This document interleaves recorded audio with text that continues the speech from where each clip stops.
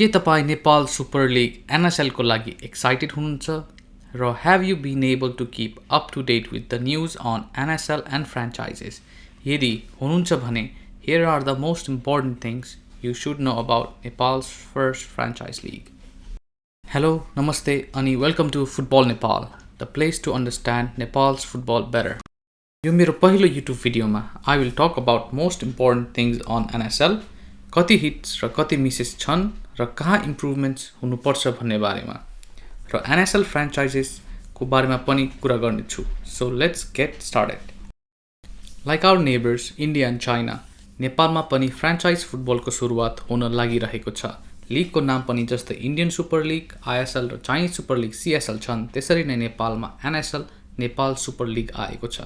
League 24 अप्रिलदेखि 15 मेसम्म खेलाइने छ र यसपालि NSL को टाइटल स्पोन्सर भने खुकुरी राम रहेका छन्. त्यसर्थ लिगको नाम खुकुरी नेपाल सुपर लिग दिइएको छ.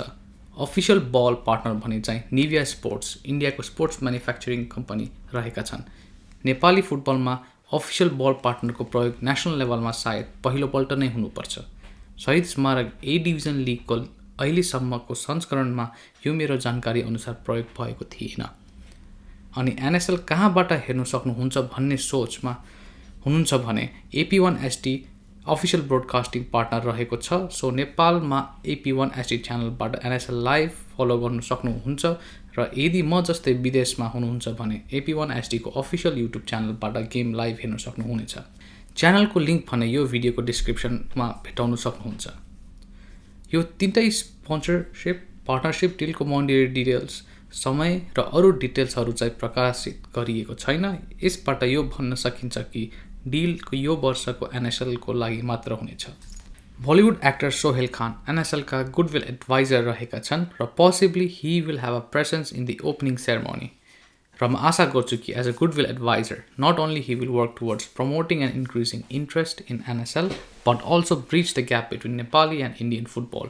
So we can see more Nepali players playing in the Indian leagues and more deeper partnership between ANFA and AIFF to cooperate and grow football in both nations. NSL को पहिलो Edison 1 महिना भन्दा कम जम्मा 22 दिन रहेको छ भने जम्मा 25 खेल खेलाइने छ. लिग सिंगल राउन्ड रोबिन फर्मेटमा गरिँदैछ जसमा 7 वटा फ्रेन्चाइजेसको सहभागिता हुनेछ. यो फर्मेटमा एक टिमले अर्को टिमसँग एक गेम खेल्ने छ जसमा प्रत्येक टिमले जम्मा 6 गेम खेल्नेछ. त्यसपछि टप 4 टिम्स प्लेअफको लागि क्वालिफाई हुनेछन्. फर्स्ट प्लेअफ म्याच लिगको फर्स्ट प्लेस टिम र सेकेन्ड प्लेस टिम बीच हुनेछ र विनर फाइनलको लागि क्वालिफाई हुनेछ भने लुजर एलिमिनेटर राउन्ड सेकेन्ड प्लेअफको विजेतासित खेल्नेछ. सेकेन्ड प्लेअफ म्याच भने चाहिँ थर्ड प्लेस र फोर्थ प्लेस टिम बीच हुनेछ. एलिमिनेटर राउन्डको विनर त्यसपछि फाइनल म्याच खेल्नेछ र विनर NSL को च्याम्पियन हुनेछ. फाइनल म्याचमा ध्यान दिनुपर्ने कुरा के छ भने one club gets more advantage over another, किनभने दुईटा फाइनलिस्टलाई भिन्दै रेस्ट डे राखेको छ. एलिमिनेटर राउन्ड जित्ने क्लबलाई जम्मा 1 दिन रेस्ट छ भने फर्स्ट प्लेअफ म्याचको विजेताको लागि 3 दिन रेस्ट रहेको छ. यसो गर्दा एउटा क्लबका खेलाडीहरू मोर रेस्टेड हुन्छन् र कोचसित बढी प्रिपरेसन समय रहन्छ भने अर्को क्लबका खेलाडी बढी थकित र कोचसित कम प्रिपरेसन समय रहेको छ. मेरो पोइन्ट अफ भ्यूमा यो वे फेयर छैन र यसमा अलि सुधार ल्याउनै पर्छ जस्तो लाग्छ. NSL को फिक्सर अनुसार लिगको खेलहरू र लेन्थ धेरै नै कम रहेको छ र तुलनाको लागि भर्खरै सम्पन्न भएको शहीद स्मारक C डिभिजन लिगमा सुपर 6 राउन्ड सहित प्रत्येक क्लबले जम्मा 11 खेल खेलेको थियो.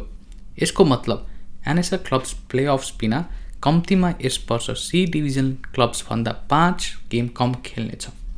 अर्को शब्दमा भन्न पर्दा C डिभिजन लिगका धेरै क्लब्सहरू NSL का क्लब्सहरू भन्दा 84% बढी गेम खेलेका छन्.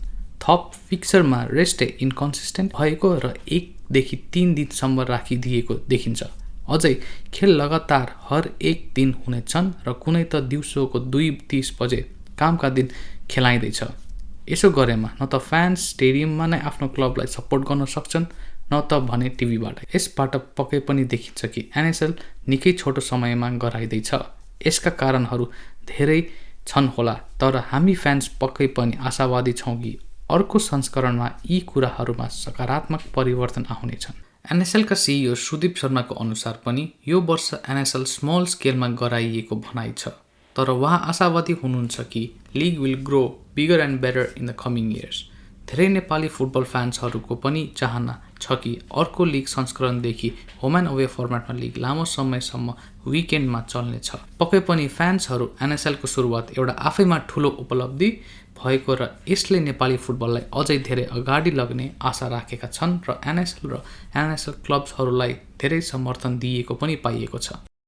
अब फ्रेन्चाइजिसको बारेमा कुरा गर्दा तपाईहरूलाई पक्कै पनि थाहा भइसक्यो कि एनएसएलका फ्रेन्चाइजिसहरू कुन कुन हुन् र प्लेयर अक्सन्स पनि भइसकेको छ र कुन क्लब्सहरूसँग कुन प्लेयर्स आबद्ध छन् त्यो पनि जानकारी नै होला। त्यसैले म त्यस विषयमा बढी कुरा गर्न चाहन्न। So let's talk about franchises briefly and more on their selection. So going from east to west we have Biratnagar city FC, Kathmandu Rayzrs, Lalitpur city FC, FC Chitwan, Pokhara Thunders, Butwal Lumbini FC and Dhangadi FC. I feel they all are very good franchises and I'm really happy to see now different major cities from Nepal added to Nepal's main football platform. Definitely, it is a big step for national football. यो धेरै football loving फ्यान्सको सपना र आशा थियो जुन side स्मारक A division league र short league national league पुरा गर्न सकेनन्। Fans just wanted to watch and support their hometown clubs while they play the highest level of football and now finally we have it, guys. Big thanks to NSL. The franchise I am particularly excited to see is Pokhara Thunders. Pokharis are passionate football lovers and also they now have the largest stadium in Nepal, Pokhara Rangasala. So hopefully when home and away systems NSL मा आउनेछ, we have Pokhara Thunders playing their home games there. एउटा कुरा म franchise सेलेक्सनको बारेमा बुझ्न चाहिरहेको छु। यस विषयको बारेमा इन्फर्मेसन प्रकाशित गरिएको छैन, so we are left guessing regarding their selection. जस्तै was the franchises based on how much investment the owners were able to come up with, or was there something else also like popularity of football or sports infrastructure considered? NSL मा प्रदेश number 2 बाहेक सबै प्रदेशको फ्रेन्चाइजिसहरू छन्। एउटै बागमती प्रदेशमा भने 3 वटा फ्रेन्चाइजिस छन्। I would have hoped to see rather less from Bagmati province and see one franchise represented from province 2. They have Narayani Stadium in Birganj, which is the third largest stadium in Nepal and hasn't been deserving of the state it is now. And a franchise from the city would definitely have helped bring the stadium back to life.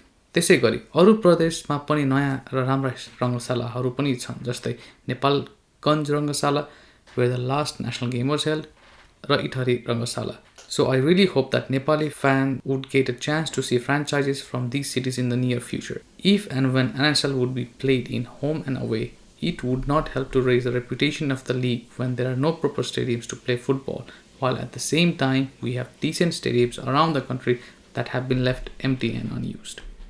The point I am trying to make is that NSL definitely has some criteria for selection of franchises, and I hope they will consider sports infrastructure as one of the criteria for franchising. Not only it helps to raise the profile and standard of NSL and motivate players, but also it would be a kind of a reward to the authorities, stakeholders that prompted the infrastructure development while also encouraging others to follow on the similar path, thus leading to greater sports development in the country. अब कुरा गरौँ थोरै club प्रिपरेसनको बारेमा।